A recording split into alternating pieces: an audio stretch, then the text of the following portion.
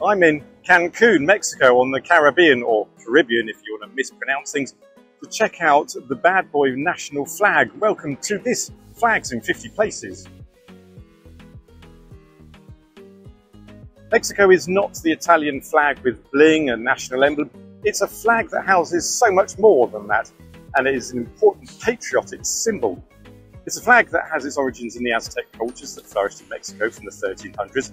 I can also link it back to the Maltese flag, a Mediterranean archipelago some 10,500 kilometres away. But first let's check out these colours. The design dates back to 1821 when independence from Spain was declared. The colours have never truly been officiated, but back then the colours were linked to green to represent independence from Spain, white for the purity of Roman Catholics, red being the union between the native people of Mexico and the European heritage.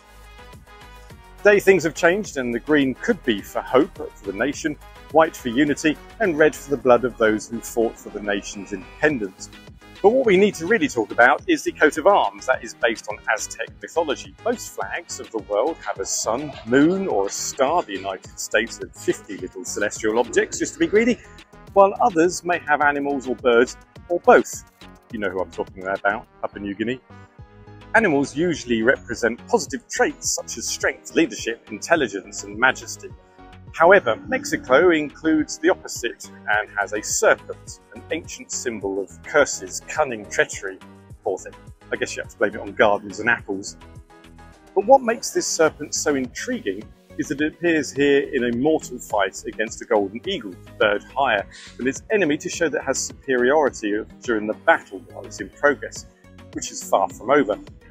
The snake looks like it's about to take a venomous bite. It's one of two national flags that show an ongoing battle. The other is the aforementioned Malta, which has a fight between St. George and a dragon, but you have to zoom in really close to see that one in progress. But what does this battle mean? Why is it on the national flag? Well, it's visually representations of Mexico's fidelity to its identity and history, an acknowledgement of the internal and violent forces that threaten to destroy the nation. But the depiction links back further and is an apparent image that relates to the story of the founding Tenochtitlan, the principal city of the Aztec Empire. According to legend, the wandering Aztecs would know where to build their new city when they saw an eagle perched on a cactus. This image did appear to them, but on a tiny island in the middle of Lake Texcoco, a method not adopted by 21st century civil engineers and town planners, you'll be pleased to know. So where did the snake come from? Good question. For that, we have to fast forward a few hundred years to the mid-1860s, when the pre-Hispanic obsessed Emperor Maximilian, love that name, always reminds me of that 80s box office sci-fi hit film, Black Hole.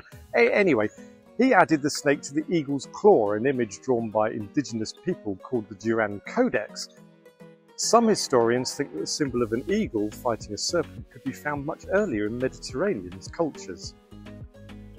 All that, and we haven't even touched on the entire ecosystem, the cactus and its fruits, water, snails, precious stones, a laurel branch, oak branch, and an islet, which apparently is a small island that's really tiny.